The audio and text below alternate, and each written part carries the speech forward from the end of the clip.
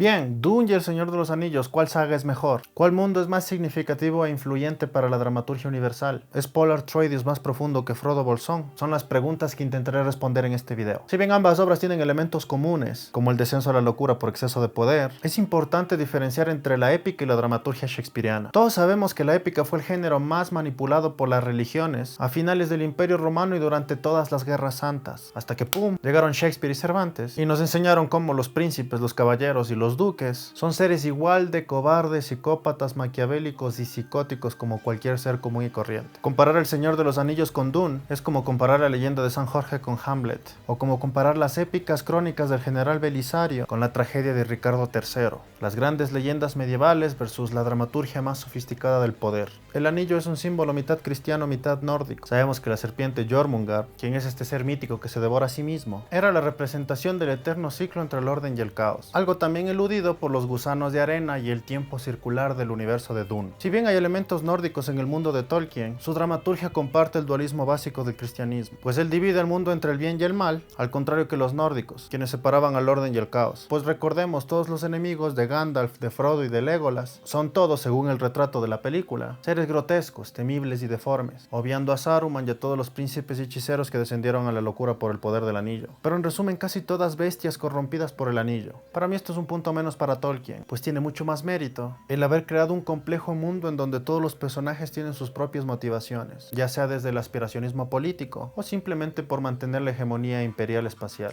El lore de Tolkien, sin embargo, aunque menos humano, es mucho más complejo y es mucho más difícil de detectar sus relaciones históricas, mientras que en Dune podemos reconocer a leguas todas las alegorías, como por ejemplo el acto de luchar por un mineral valioso en un entorno desértico es sin duda un guiño a la ocupación de Occidente en Medio Oriente, y la forma de pelear de los Fremen es un guiño directo a las técnicas de combate talibanes en Afganistán, pues del mismo modo ellos utilizan los terrenos montañosos y los lanzacohetes para derribar las naves enemigas. Además de esto, Paul Atreides y Chani tienen la gigantesca influencia de Antonio y Cleopatra, otra obra de Shakespeare, uno de sus tantos dramas históricos, el cual narra la historia de la relación amorosa entre dos príncipes, quienes lastimosamente no están destinados a terminar juntos, pues sus respectivos reinos y pueblos los necesitan. Es muy fácil encontrar en los Fremen a los egipcios, en los Arrakis y los Atreides a los cristianos, y en los Harkonnen a los romanos. Otra cosa en común entre ambas obras es sin duda la Primera Guerra Mundial. No nos olvidemos que Tolkien luchó para el ejército británico en la Primera Guerra Mundial, específicamente en la batalla de Somme, una de las más sangrientas de toda la guerra, donde experimentó muchos de los grandes traumas que posteriormente serían retratados en sus personajes. Traumas como perder a camaradas, experimentar el horror y la deshumanización del enemigo, entre otras cosas. Por el lado de Dune, Paul Atreides es determinantemente un Lawrence of Arabia, pero en el espacio. Thomas Edward Lawrence, más conocido como Lawrence of Arabia, nació en Gales en 1888, fue educado en Oxford y desarrolló un profundo conocimiento por la cultura de Medio Oriente. Durante la Primera Guerra Mundial, él se interesó profundamente por la cultura y por la gente árabe. Debido a ello, consiguió ganarse el respeto de su gente y de todos los líderes políticos, y bajo su tutela motivó al pueblo árabe a liberarse del Imperio Otomano, quien era aliado de Alemania en la Primera Guerra Mundial. El mérito de Tolkien es el de haber creado todo este universo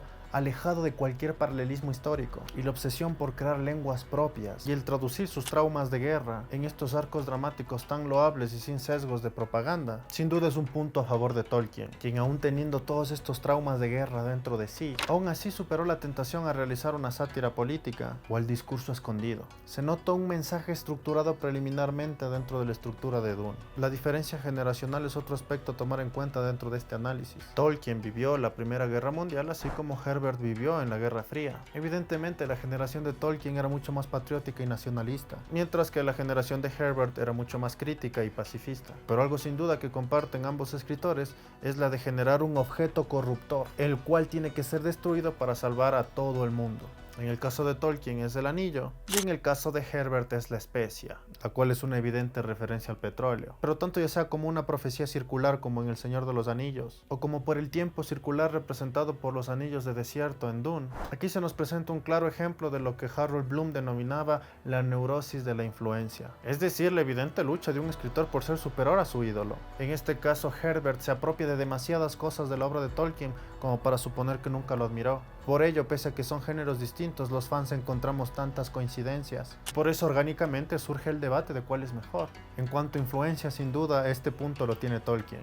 pues prácticamente le entregó en bandeja de plata todos los cimientos dramáticos para construir Dune a Herbert, quien brillantemente supo transcodificar esta dramaturgia a una época más actual.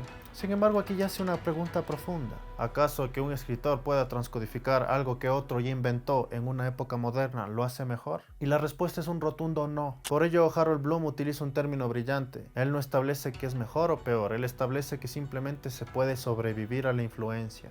Herbert sobrevivió a la influencia de Tolkien, fue más original, llevó el argumento un poco más allá, así como Dostoyevsky sobrevivió a la influencia de Shakespeare, o como Hemingway sobrevivió a la influencia de Chekhov, o como Lanthimos sobrevive película tras película a Kafka. En este aspecto, comparar a Dune con El Señor de los Anillos es como comparar a Messi con Maradona. Messi tiene mejores estadísticas y mejores rendimientos, así como Dune tiene personajes más complejos y arcos dramáticos más sofisticados, pero el mérito sin duda siempre lo van a tener los que lo hicieron primero y en el tiempo correcto, pues por más talentoso que un escritor sea, no nos olvidemos que el talento sin una base técnica y estética previa es un desperdicio de tiempo. Sin embargo, siento que Dune como fenómeno cultural tiene un potencial mucho más grande que la saga de películas del Señor de los Anillos, pues esta película está siendo grabada en la época correcta, una época en donde las minorías continúan luchando cultural y bélicamente por su libertad y su reconocimiento, donde los conceptos de la belleza hegemónica cada vez están palideciendo. Sin duda la belleza hegemónica de Timothy y la belleza contrahegemónica de Zendaya convierte a la Dune de Villeneuve en uno de los mejores elencos que jamás había visto en la historia del cine, pues Timothy tiene esta fisonomía bastante frágil, como la de un ratón del desierto, pero también tiene el mismo rostro revanchista de un Hamlet, así como Zendaya no tiene los rasgos europeizados de la Cheney de David Lynch, interpretada por Shane Young, y su rostro a la vez tiene la gélida exasperación y patriotismo desmedido de Cleopatra. Pero en fin, esa es solo mi opinión. Dime tú en los comentarios, ¿qué saga te gusta más, El Señor de los Anillos o Dune?